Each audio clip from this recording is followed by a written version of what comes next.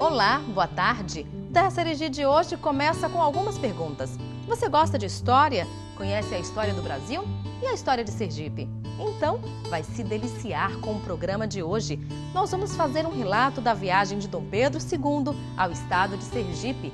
Ele esteve aqui por 2 vezes. Primeiro, quando fez uma expedição pelo Rio São Francisco em 1859 e desembarcou em Propriá. E depois, em 1860, janeiro, quando esteve na recém-inaugurada capital da província, Aracaju, e visitou também outras cidades do interior. Dom Pedro II era um visionário, apaixonado pelas artes, pela cultura, se interessava também por agricultura e pela industrialização do país e era um grande observador. Ele escreveu um diário de bordo e os detalhes desse diário a gente vai conhecer a partir de agora. Água de corúnica e navegação prazerosa. Viajar pelo Rio São Francisco é sempre uma bela surpresa. Foi essa paisagem que encantou o imperador Dom Pedro II há 151 anos. A comitiva do monarca navegou pelas águas do Velho Chico, uma excursão demorada de meses, que passou pelos estados de Pernambuco, Bahia, Alagoas e Sergipe. Do Baixo São Francisco, foram mais de 250 quilômetros navegados e desbravados. Pelas cidades ribeirinhas de Sergipe e Alagoas, muita coisa para ver. E o cenário não mudou muito. As canoas dos pescadores enchem de cor a beirada do rio. É assim há séculos. Propriá foi o primeiro desembarque do lado de cada região do Baixo São Francisco.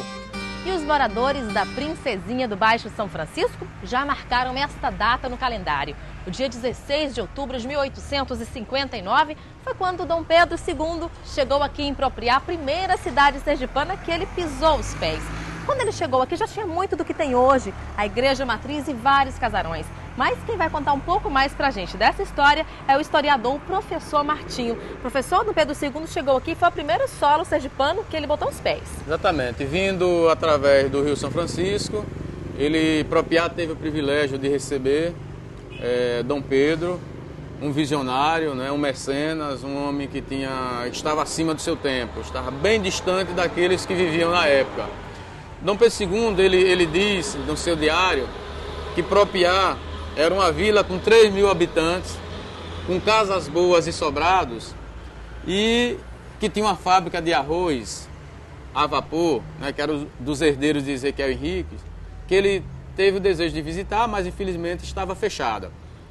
E também esteve na igreja, fez visita à igreja, além de ter ficado onde hoje a gente chama o Bar Mangaba, que foi cadeia pública, e antes disso era onde havia fundição de moedas. Ele tinha uma preocupação com o social já naquela época, Também ele tinha uma preocupação com o desenvolvimento de cada localidade que ele visitava. Há um fato histórico que se coloca, por exemplo, a construção da ponte. Foi uma idealização do próprio Dom Pedro II. Então mostra que ele era um cidadão que via à frente do seu tempo. Ele buscava nas suas viagens realmente o desenvolvimento para as regiões que ele passava. Os casarios ainda estão conservados. Muitos detalhes da cidade que chamaram a atenção do imperador pela prosperidade ainda podem ser vistos. No seu diário de bordo, Dom Pedro II faz referência a uma missa que foi assistida por ele e por toda a comitiva aqui na cidade de Propriá. Mas os historiadores não sabem ao certo se a missa foi celebrada aqui na catedral, que já existia na época, mas ainda não era assim, porque posteriormente passou por uma reforma, ou se foi na igreja do Rosário. Professor, ele fazia referência também a uma torre, por isso ainda há essa dúvida. É uma dúvida realmente onde ele esteve presente nessa missa. Porque consta que ele diz no seu diário que esteve em uma capela de uma torre só. Então há uma dificuldade entre os historiadores de ter como certo se foi na igreja catedral. Só que pela proximidade da visita dele, que ele esteve onde hoje é o Bamangaba, e que foi cadeia pública e antes era uma fundição de moedas, a gente dá para entender que realmente ele esteve aqui na catedral e que essa missa foi celebrada aqui. Nós fizemos aqui uma recepção muito boa ao príncipe regente no nosso município e colocamos uma placa aqui no obelisco que representa a emancipação política do nosso município. Na placa a gente coloca uma frase que está no diário de Dom Pedro II, onde diz: Propriá é uma vila de 3.000 habitantes, com algumas casas boas e de sobrado, e uma fábrica dos herdeiros de Ezequiel Henrique, de descascar arroz. com máquina de vapor que desejei visitar. Ele não visitou, a fábrica estava fechada e como havia realmente uma pressa, a gente sabe sempre disso, de se visitar outras localidades, né? Ele esteve presente na missa e depois seguiu para o lado de Alagoas.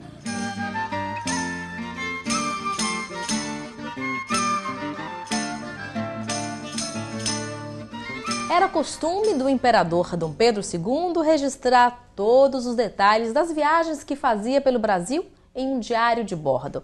E não foi diferente nessa viagem que ele fez pelo Rio São Francisco, aqui no nordeste do país, o que culminou neste livro aqui, Diário da Viagem ao Norte do Brasil. Foi quando ele desembarcou em Propriá. Mas quem vai contar pra gente essa história é o historiador Luiz Antônio Barreto. O que Dom Pedro II veio fazer aqui no Nordeste e navegar pelo Rio São Francisco? Bom, ele era um viajante, andava muito tanto pelo Brasil como pelo exterior. Por isso ele construiu uma imagem de um monarca ilustrado na Europa e aqui ele apaziguava os ânimos políticos nascentes em cada província. Ele, durante o ano de 1859, ele empreendeu uma viagem pelo norte, que era como se chamava o Nordeste do Brasil, e uma das etapas dessa viagem foi a visita à Cachoeira de Paulo Afonso. Então ele teve que navegar todo o Rio São Francisco e aproveitava e fazia um zigue-zague no rio para visitar as cidades alagoanas, Penedo, Pão de Açúcar e outras, e para visitar as cidades sergipanas, Vila Nova, que é hoje Neópolis, Propriá, visitou a Ilha de São Pedro, visitou Porto da Folha. No diário de bordo de Dom Pedro está registrada cada impressão que ele teve ao desembarcar pelo interior do país. Em Propriá, visitou vários lugares, entre eles uma escola, onde escreveu as impressões que teve de professores e alunos. Era comum em todos os lugares ele ouvir poesia, declamações de alunos e fazer uma visita às escolas onde ele próprio arguía, para sentir se o professor dominava o assunto e ensinava bem e se os alunos estavam aprendendo corretamente. Inclusive aqui no livro tem até uma declaração curiosa dele, né? Ele fala que a professora era sofrível, que os alunos não sabiam, não aprendiam direito, atribuía então notas e observações aos professores e aos alunos. Ele foi muito cuidadoso e dá ao Brasil um retrato daquele tempo, como era a educação, como os professores se destacavam ou não se destacavam e como os alunos aprendiam ou não aprendiam. Ele deu também um caráter científico à viagem do Rio São Francisco, porque ele trouxe os desenhos do mapa de Humboldt sobre o rio para conferir se estavam exatas aquelas informações, porque ele conheceu com detalhes todo o Rio São Francisco. E o rio que até hoje nos encanta com a beleza também encantou os olhos do imperador.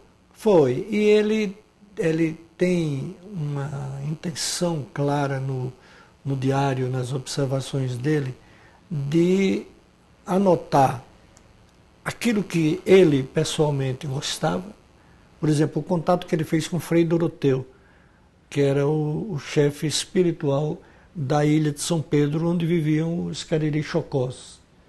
E ele cita mais de uma vez o Frei Doroteu.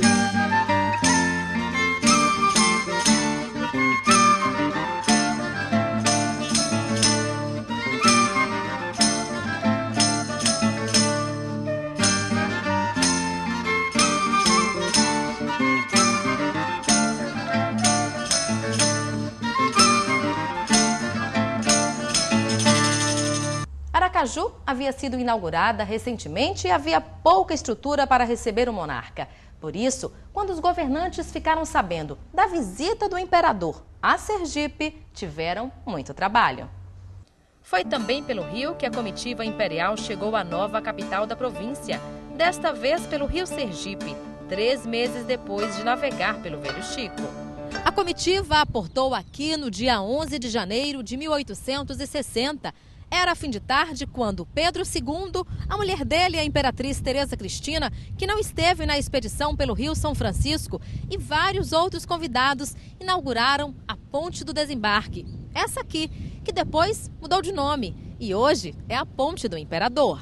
Iniciava 11 de janeiro, Dom Pedro II, a segunda fase da sua viagem por Sergipe, que vai se estender até o dia 21.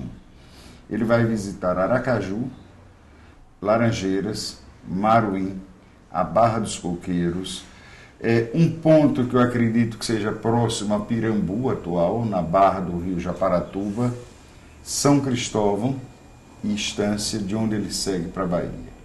Essa viagem é uma viagem maior, ela não é só a Sergipe, é chamada as Províncias do Norte.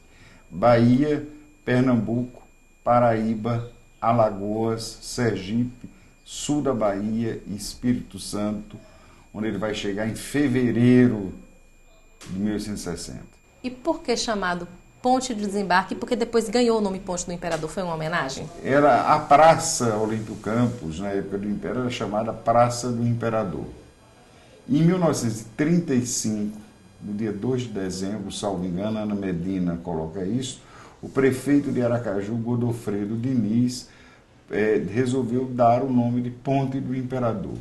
Ela foi chamada Ponte de Desembarque, Ponte do Governador, Ponte do Presidente do Presidente do Estado, até que recebeu esse nome. Aracaju estava engatinhando, era a nova capital de Sergipe del Rei e muito tinha para fazer até ostentar modernidade. A cidade havia se transformado em um canteiro de obras. Quem chegava aqui em Aracaju, desembarcava, descia no lombo dos trabalhadores do porto, no lombo dos escravos, nas costas dos escravos. E não ficava bem descer o imperador nas costas do escravo e a imperatriz. Então foi construída uma ponte de desembarque, decorada rigorosamente para a chegada dele, que fica no peão de ordenamento do projeto de Pirro para a cidade de Aracaju, quer dizer, no centro da Praça Fausto Cardoso, no rio Sergipe. A chegada do imperador do Brasil a Sergipe foi um delírio para os moradores, um testemunho do trabalho dos governantes e uma ideia da relação de poder entre o império e a província. Exemplos que ficaram marcados na história. E ficou também gravado em um diário da visita do monarca, como esse exemplar aqui, original, existem poucos no país. Pertence ao historiador Luiz Antônio Barreto, que conhece muito das vontades e costumes do imperador. Foi exatamente a pequenez, as dificuldades de alojamento no Palácio Provisório, transformado em Palácio Imperial, que se pediu ao imperador a construção do Palácio do Governo, o Palácio Olímpio Campos hoje, que foi construído com verbas do Império e depois de muitos anos é que foi transferido o bem para o governo do Estado, que reformou completamente em 1918 a 20.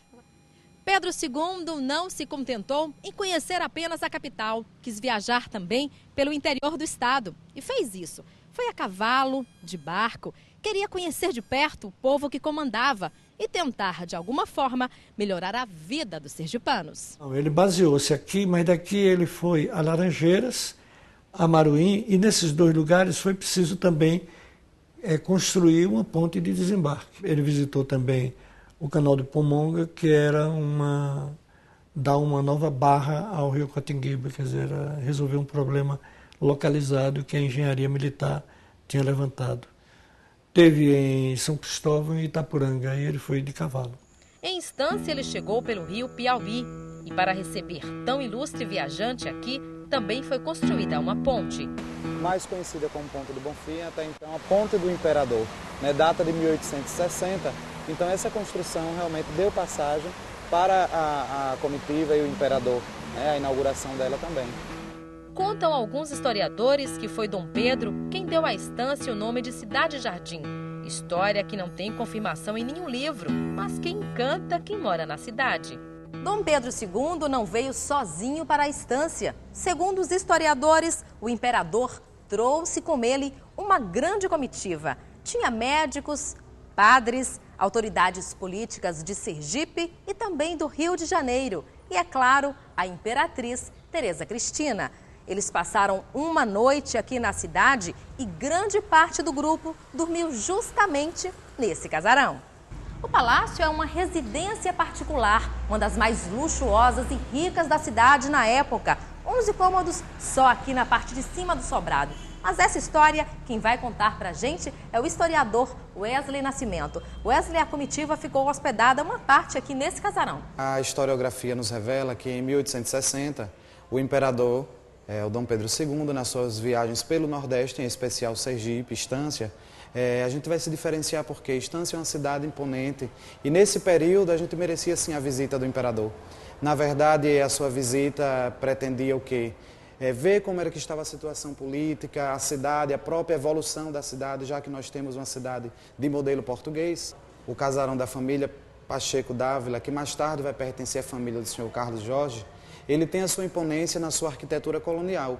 Ele tem as suas portadas em linhas retas e simples, onde é presente a imponência dessa construção naquele período. Na verdade, esse casarão servia para os despachos da época, onde ele abrigou aqui a sua comitiva e posterior, durante o decorrer do dia, ele viria aqui para instituir o Imperial Instituto de Agricultura do Estado de Sergipe. E o casarão onde ficou hospedada a comitiva que veio com Dom Pedro II pertence há mais de 50 anos a uma mesma família. Seu Carlos Jorge tinha 3 anos quando se mudou para cá, com os 3 irmãos e os pais. E o senhor guarda daqui as melhores lembranças da infância, né? Lógico. Desde a infância a gente brincava aqui, correndo nas escadas, aqui assistindo o São João, as procissões quando passavam por aqui. E o sonho do meu pai, quando ele chegou na cidade de Estância, foi sempre comprar esta casa. E seria bem magnífico se conseguisse fazer isso no museu da cidade de Estância.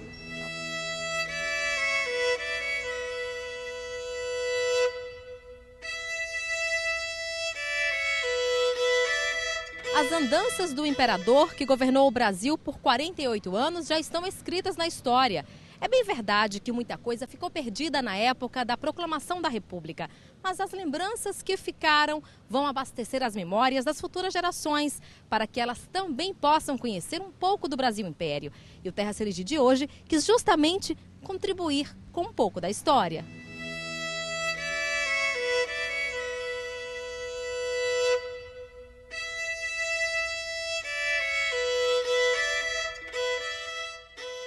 E você também tem uma sugestão para nos ajudar a produzir o próximo Terra Serigi? Então escreva para a gente para o nosso endereço eletrônico. Anota aí, é o npe@tvsergipe.com.br e o nosso telefone é o 3045 44 92.